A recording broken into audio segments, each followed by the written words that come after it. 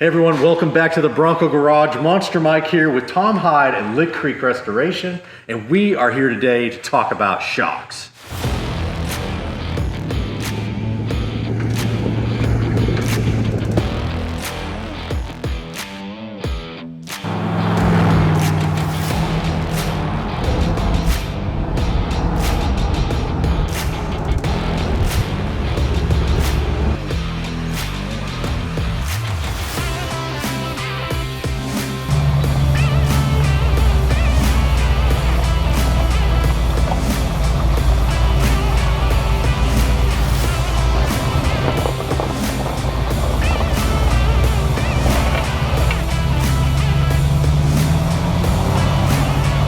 Alright, so today we are going to compare the 7030 classic style James Duff shock with the brand new MS2020 built by Eibach.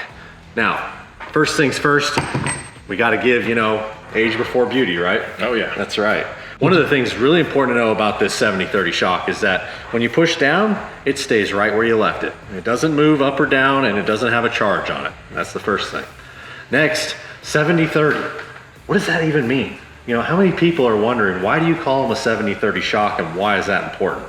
That really does make this shock very unique to what's out on the market. So let's get into that. 70 is the percentage of rebound that this shock controls. 30 is the percentage of compression that this shock controls. What that means is when you're running a James Duff suspension system, the coil springs and the leaf springs are doing their job when you hit a bump and the truck goes down. But then when the truck comes back up, the shock does most of the work. Now, next thing that also is very important to note, that if you're into the classic styling of a classic shock, this is your guy. And the next thing that is very important to note is that this is what we call a twin tube design. And how you can know that is the body is about 2 3/8 in diameter. It necks down top and bottom. And what that means is that there's two tubes. There's an outer tube and there's an inner tube. And there's a foam sleeve that goes between them. And that's what helps dissipate the heat inside the shock. The big problem with that though is it also makes that second tube smaller. So the valving and the fluid displacement definitely over time start to heat up quicker. Something to keep in mind if you're looking for performance. Of course, it does come with a chrome shaft, and the chrome shaft is good, but not great. And what I mean by that is chrome shafts over time, depending on the elements that are subjected to, can start to pit and rust. Well, I think something to touch on that a lot of people don't understand, when you think chrome, you just think chrome in general. Mm-hmm. And really on the shafts on the shocks, they are what they call a hard chrome. Mm-hmm. And it's supposed to create a durable, smooth surface. But you can't confuse it with chrome on a bumper. It's not a triple plate process. It's a very thin plating, but it's a hard material.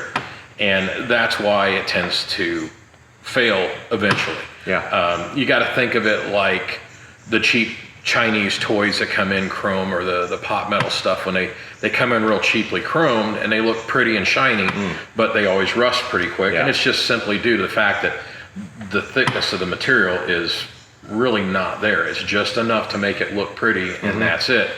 And for these shafts, it's a wearer. It's basically put on as a lubricant, so it doesn't snag the seals. Good point. And plus, last but not least, you can get this with a black or blue boot.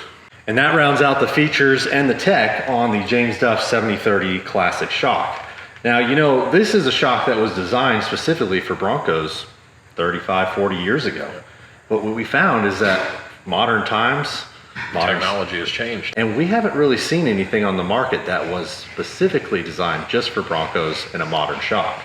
That's where the MS2020 comes in, because James Duff saw a need for a modern style shock that also offered a lot more performance and durability.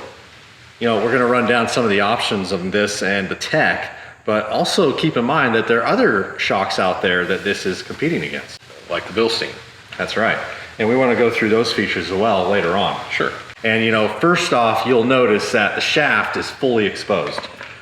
That means that it's got a gas charge in it. And it is no slouch. No. There's a lot. It gives you a workout installing them. Yes, yes. In fact, you're going to want to watch our video on how to install these properly so you don't throw out your wrists, your elbow, or your shoulder, or your back. Or get a jab to the jaw, because it'll happen. Yes, exactly. Also, it's good to note that this is going to be taking the place of 2 James Duff classic shocks. Yes. So if you were originally running 2 and you want to run 1, this is your guy right here.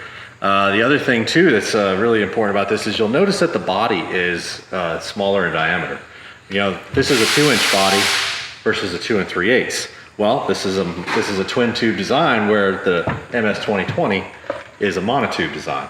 Now, people are probably wondering, you know, what does that mean or why does that matter? Well, monotube design means that you can fit all the valving and all the fluid all inside this casing, and it's bigger, so you get bigger valving, more control.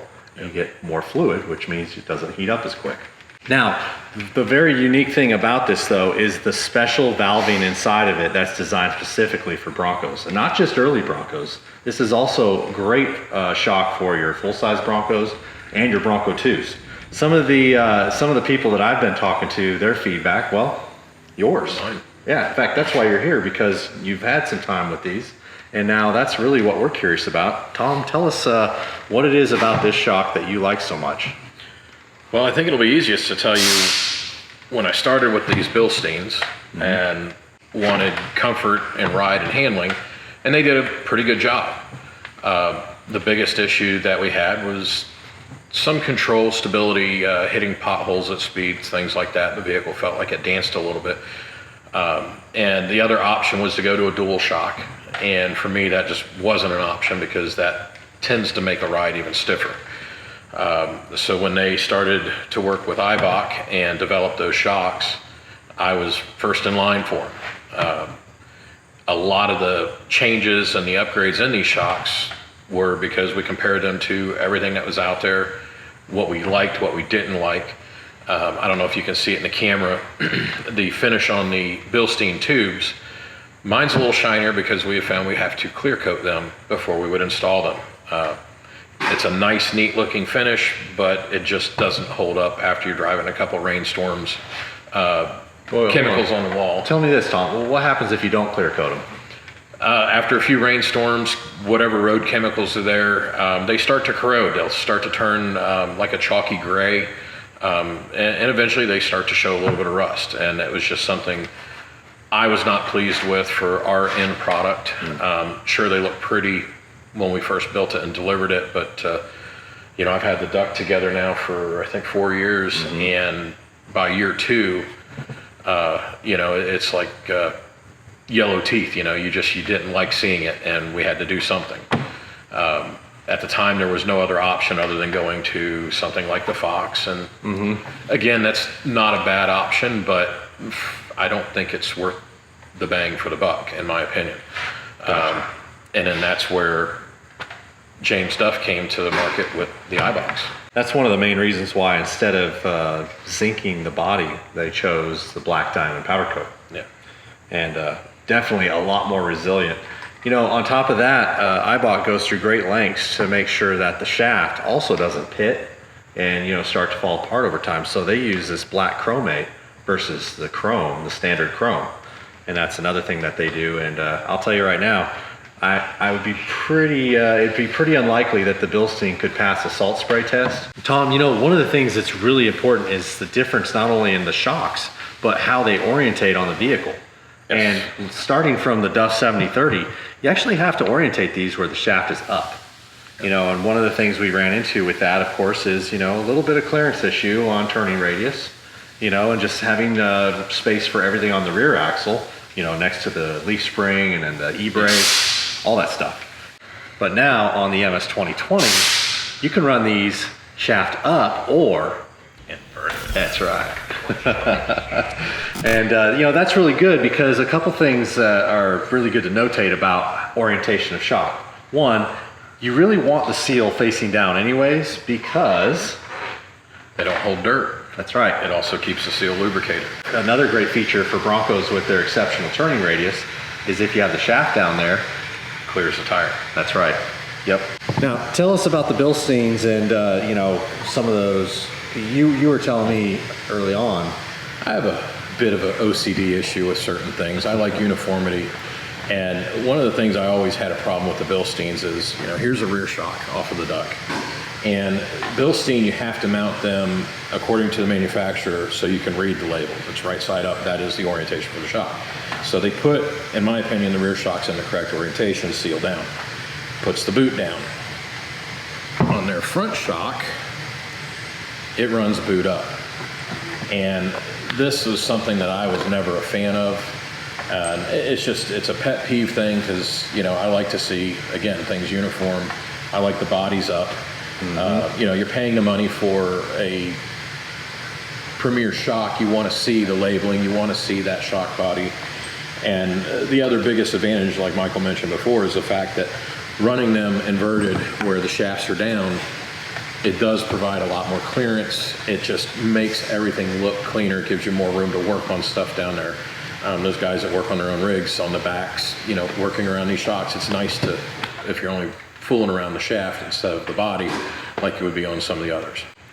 Yeah, very good point, Tom. And you know what else I noticed is that these really nice anodized aluminum ends on these MS2020s, they also have these vent holes. So if you run the shock in the correct orientation, or should we say inverted, this is also going to allow any type of drainage. Just the elements start to collect, they're going to find their way down in this boot. You have this boot facing up like this, not doing you much good to have a vent up here when everything's collecting around the seal and basically filling the boot up. Well, there are some other unique points of the MS2020 shock that are good to compare to the Bilstein because, let's face it, it's a common option that you can find for the Bronco suspension. It is. Yeah. So one of the things that I like to look at is, the overall build quality, like a metallic powder coat finish versus mild steel with a zinc plating. As you mentioned earlier, you're going to have run into issues when you go into, like a salt. And for us, it was extra expense and time to unbox them, set them up, paint them, let them dry. It's one of those things. It's a step that has now been eliminated because we can go directly from the box on the shelf to the vehicle. That is really neat to compare between the Bilstein and the MS2020 is the James Duff spent time in actually formulating a valving specifically for the Bronco, where the Bilstein just made a good fit in general. It was a universal shock that happened to fit the application. So why don't you tell me a little more about, what your thought process or experience was with the Bilstein on, and then when you moved over to the MS2020? Well, I can tell you from a auto parts store, house brand, Monroe basic shock, the Bilstein is definitely a step up. And I was not disappointed with the Bilstein, but I'd found over time after using the vehicle, especially my road, which Michael got to witness today, we've got some potholes and stuff. And when you would hit them at speed, the suspension did its job and soaked it, but when you'd come out of the pothole, the truck kind of felt like it was dancing around a little bit, not sure-footed. And that was the very first thing I noticed when I switched to the Eibach, is those same terrain issues, the truck is now planted and predictable. So to me, that really enhances everything else about the James Duff suspension that's on here. It just improves the drivability of the vehicle, far better than some modern vehicles. I think my Bronco at 92-inch wheelbase, I'm taking curves up here in the mountains a lot faster than I take in my 17 F250. And, you can't really get much more modern than that, but this truck just outhandles it. Yeah, and I actually did get to experience that firsthand. In fact, the very first road that you put me on was going back down a mountain, and it was all switchbacks. Yeah. So I had to learn quickly and grow comfortable, for that. And you know what? I did. Yeah. And I know it had everything to do with just the right components underneath it. Yeah, the truck just flat tracks on the roads and handles well. All the features of the MS2020, certainly were put in with a lot of thought. And now seeing all of that actually in real time on a Bronco, it just cements that this was the right shock for the job. Well, Tom, last but not least, it's important to mention that there are several different sizes of shocks that you can get in the MS2020. All the way from an 8-inch stroke here for the front, all the way to 15 inches. Look at that. That's incredible. That's some serious travel. Yeah. So, you know, it's accommodating for all lifts and all terrains. Don't forget to check out the video card above and to watch the video of the Duck DNA, where we take it for a test drive and really dial in all those really cool features of it. Hey everyone, thanks again for watching the Bronco Garage. Don't forget to subscribe. We've got a lot of great content coming soon. And of course, I want to see your comments below. We'll catch you guys next time.